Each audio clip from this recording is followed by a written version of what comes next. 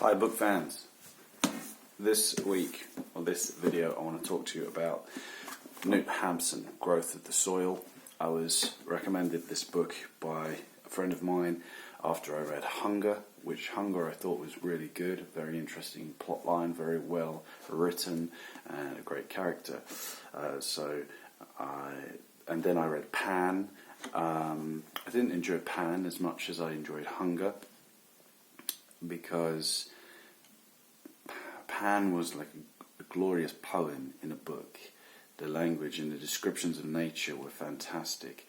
However, the plot line I didn't find entirely interesting, and I think what I've realised is I like city landscapes within books, but Pan was very about being in the forest, and maybe I would like a forest book, but Pan just wasn't the one for me. But I still thought that Knut Hamsun was a good writer, and so my friend recommended Growth of the Soil, and I was very excited to read it. But I have to say I didn't enjoy it. First of all, that's a big one, and when you have a big book like that, it puts you off, obviously. When you have a little book, something like that, you go, cool, yeah, I can read it, no problem. When you have something big like this, you go, oh, come on, man, serious? I think in a modern time, big books, I think they work, because when I read Ayn Rand's, it was like 1,000 pages long, and I thought, oh my god, are you serious? But then I opened the first page and I was hooked on that line, who is John Galt? And just it hooked me all the way through. So I'm not saying that big books can't be done, but it takes something. I'm not sure what it takes, but it takes something. You've got to hook that reader on the first page, and this didn't really do it for me. I did read it the whole way through, which is saying something, because if I really don't like a book, I will just put it down. Something about this made me read it through to the end.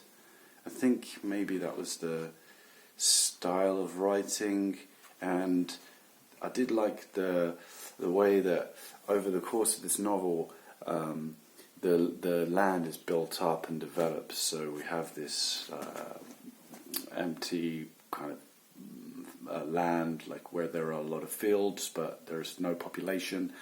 One man arrives and starts building, and over the course of the book this turns into a little town, which the development of that was very nice to envisage in my mind. And I guess that's why I read to the end, because I enjoyed that there was one man who had stood on the field and started developing the town, and we follow his whole life over the course of the book. And I think I did want to get to the end of the book, just because I wondered, oh, how is this going to end? And now I can't even remember how it ends, because I just didn't enjoy it. And the way that it starts, the writing style is very interesting. You know, after reading like a lot of Bukowski or even Paulo Coelho, where things are just a bit faster paced, they seem to develop faster, and I would say there's more action, and the writing style is more compact. Whereas in something like this, it's very narrative. It's very narrative. What I mean by that is that there aren't so many scenes. The writing is a bit like, oh, this evening, and the next morning, the following morning, and it's more of a narration of what the character's getting up to. It doesn't really go into a scene where there is something, severely dreadful that happens. Even the most shocking scenes, they're not fully pulled out as well as they could be. There is some disturbing scenes in this. Obviously, I don't want to spoil it for you, but dead babies. Which, by the way, like, on the back of the book, Growth of the Soul, the themes of individual freedom, fundamental human need to reconcile man with the natural world. It's about dead babies, man.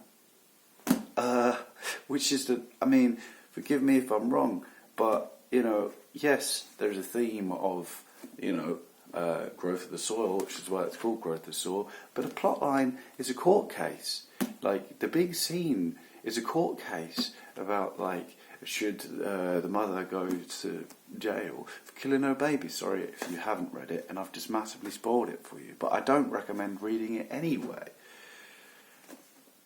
Nothing about dead babies on the back of the book, by the way. It's about the growth of the soil, and maybe there's a link between dead babies and farming that I didn't put together. But at the end of the day, the plot was about one woman who killed a baby and then another woman who killed a baby. So it's a big theme that runs through this book. And then the big court case at the end. I didn't enjoy that plot line at all. I didn't. And I forgot what I was saying about before, the plot line of the dead babies. The narrative writing style, even with the scene where she kills her baby, for the first woman kills her baby for the first time, it was done like Isaac went out into the town, and it was clear that Inger had pushed him, forced him out and encouraged him to go to the town because she knew that something needed to happen, and she was on the bed and there was the sound of crying, and then she looked down and decided to kill the baby. ...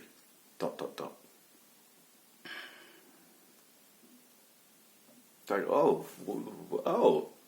And I was reading that, and I was reading it. It wasn't drawn out enough. It was all done in this narrative way, and thinking, well, actually, we could really develop the scene here. We could really, expand that scene and pull it out over, a whole chapter even. 5 pages, surely, minimum, because I want to know about the sounds in the room, the way she felt. I want to know about how the baby felt when it was coming out of the womb.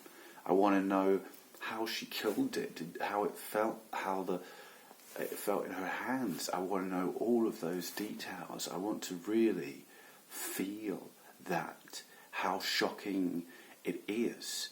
Like, you could say, in the book American Psycho, it was like, it's a horrible, shocking book, but it's well written, and that's why we continue to the end. Because everything is described. It's not like, and then I killed a man, and then move on.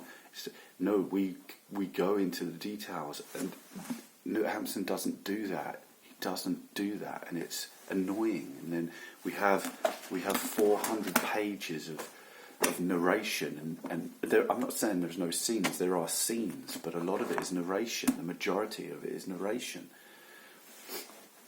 400 pages of narration. I think I've made my point.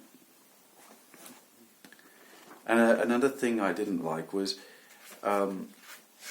we get book 1, and then later on, I don't know where it is, we get book 2, which is fine. I don't have a problem with that. That's great. I'm even going to do that in one of my books. Book 1, book 2. I think it's good. However, this first, where we're setting the characters up, we're getting, that's the main character, Isaac, right? We're following him, we're following his family, his wife, his feelings, his emotions, we're building it up, we like him, we've got to know him.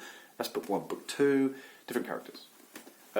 Characters also from the town, characters who were kind of vaguely mentioned in book 1, developed in book 1, and then book 2 goes, now we're switching, and we're going to follow this character more, and we're going to see things from his perspective. So the main character, Isaac, is still in the book, but that he's in book 2 as a secondary character, and I didn't like it because I'd invested so much time invested in Isaac so much time thinking about, I like this character Isaac, I want to see what he's going to do, I want to follow him, I'm ready to follow him through the whole book. Book 2, this character, Axel Strom.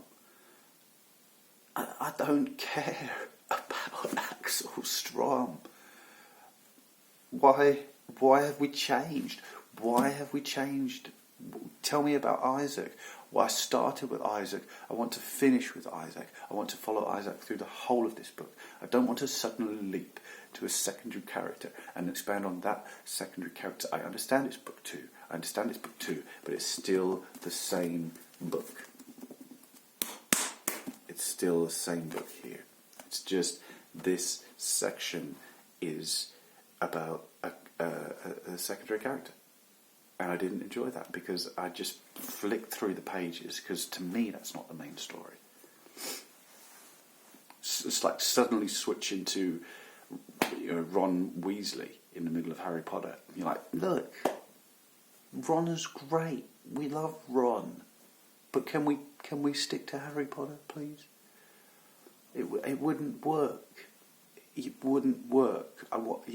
You have to have a main character, and you have to follow the main character through the story. And the secondary characters are great, but we don't want to switch to them.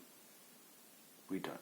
Could have another series about that character. That would be fine. Joey was a spin-off of Friends. A lot of people didn't like it. So those are my 2 cents on Growth for the Soul. Again, wouldn't recommend it. I'm pretty disappointed. See you later.